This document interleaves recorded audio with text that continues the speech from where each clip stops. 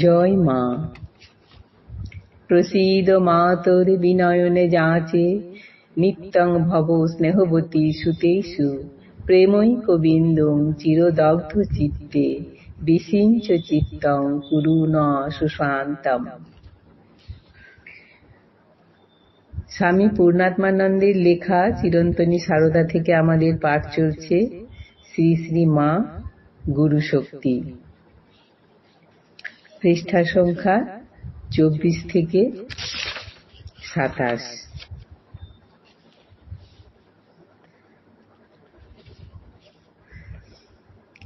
মায়ের জগতের উদ্দেশ্যে অন্তিম বাণী ছিল, যদি শান্তি চাও মা, কারো দোষ দেখো না, দোষ দেখবে নিজের।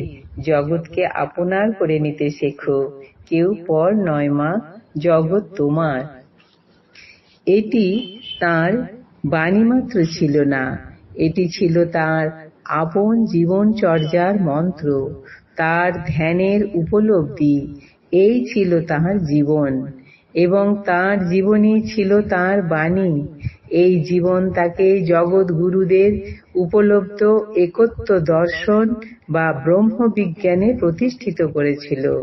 তাঁর সেই উপলব্ধি থেকেই তিনি বলেছিলেন, জ্ঞান হলে ঈশ্বর টিশ্বর সব উড়ে যায়। মা মা শেষে দেখে, মা আমার জগৎ জুড়ে সব এক হয়ে দাঁড়ায়। এই তো সোজা কথাটা বলেছিলেন, সাধন করতে করতে দেখবে আমার মাঝে যিনি, তোমার মাঝেও তিনি, দুলে বাগদি ডোমের মাঝেও তিনি।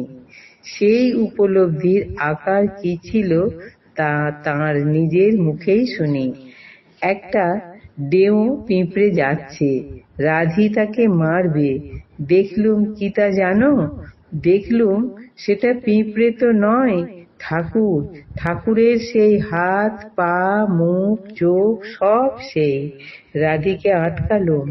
ব্রহ্মবিজ্ঞানী শ্রীরামকৃষ্ণ এই উপলব্ধিকেই নরেন্দ্রনাথের কাছে সর্বোচ্চ অনুভূতি বলে ঘোষণা করেছিলেন। বলেছিলেন, তুই তো গান গাস, जो कुछ है सो তুহি হ্যায়। স্বামীজি পরবর্তীকালে সেই উপলব্ধিকে বাণী রূপ দিয়েছিলেন। ব্রহ্ম হতে কীট পরমাণু, সর্বভূতে সেই প্রেমময়। শ্রীমা ছিলেন জগৎগুরু।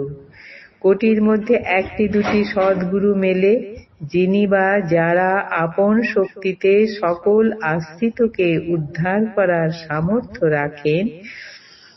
শ্রীমায়ের কণ্ঠে সেই অঙ্গীকার আমরা শুনি।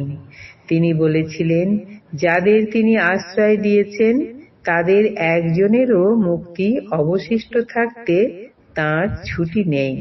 তোমরা কি মনে করো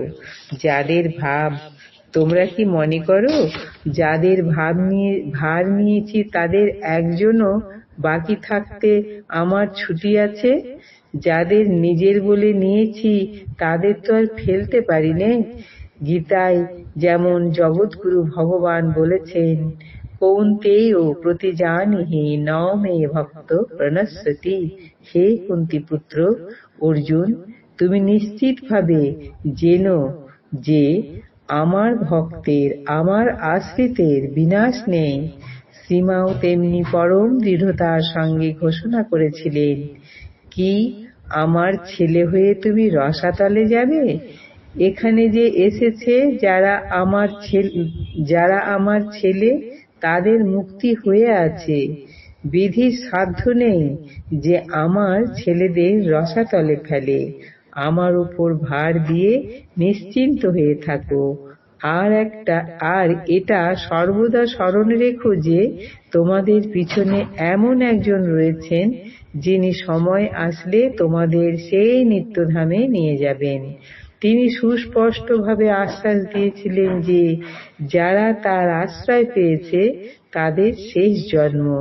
তার এক দীক্ষিত সন্তান তাকে জিজ্ঞাসা করেছিলেন, মা, যারা তোমার কাছ থেকে দীক্ষা নিয়েছে তাদের নাকি আর পৃথিবীতে আসতে হবে না? শ্রীমা বললেন, না, তাদের আর আসতে হবে না। একবার দূর দেশ থেকে একজন দীক্ষা প্রার্থী হয়ে এসেছেন। শ্রীমায়ের শরীর তখন খুব অসুস্থ। স্বামী শারদানন্দের নির্দেশে দর্শন বন্ধ। তাই সেবক লোকটিকে বাধা দিয়েছেন। লোকটিও নাছোড়বান্দা। ফলে উভয়ের মধ্যে তীব্র বাদানুবাদ শুরু হলো। গোলমাল শ্রীমায়ের কানে পৌঁছেছে। অকস্মাৎ অসুস্থ শ্রীমা আলুথালু ভাবে সেখানে এসে উপস্থিত। বিরক্ত ভাবে সেবককে বললেন, কেন তুমি আসা বন্ধ করছো? সেবক বললেন, শরৎ মহারাজ নিষেধ করেছেন। অসুস্থ শরীরে দীক্ষা দিলে আপনার শরীর আরো খারাপ হবে। শ্রীমা বললেন, শরৎ কি বলবে? আমাদের ওই জন্যেই আসা, আমি ওকে দীক্ষা দেব। এই কয়টি ক্ষেত্রেই তার গুরুভাব ও দেবী ভাবেরই বিশেষ প্রকাশ হয়ে পড়েছে। বস্তুত আশ্রিতের প্রতি দয়ায়, করুণায় তিনি এভাবেই আত্মহারা হয়ে যেতেন। প্রকৃতপক্ষে তখন গুরু দেবী সকল ভাবকে ছাপিয়ে, সকল কিছুকে ছাড়িয়ে যে ভাবটি তাকে অধিকার করত তা হল তার মাতৃভাব। তিনি বলতেন, আমি গুরু নই, আমি মা, সকলের মা। গুরু দেবী সকল গণ্ডিকেই তিনি তখন যেন ভেঙে বেরিয়ে আসতেন। তখন তিনি শুধুই মা। তবে গুরু শক্তির পূর্ণ প্রকাশ হয়েছিল তার মধ্যে, যেমন হয়েছিল শ্রীরামকৃষ্ণের মধ্যে। শ্রীরামকৃষ্ণের অন্যতম ত্যাগী পার্ষদ স্বামী বিজ্ঞানানন্দ বলতেন, ঠাকুরের কাছে মন্ত্র নেওয়া আর মার কাছে মন্ত্র নেওয়ায় কোনো তফাৎ নেই। আজ এই পর্যন্তই। আজ এই পাঠের সঙ্গে সঙ্গে, পাঠ শেষের সঙ্গে সঙ্গে শ্রীমা গুরু শক্তি অধ্যায়টিও সম্পূর্ণ পাঠ হল।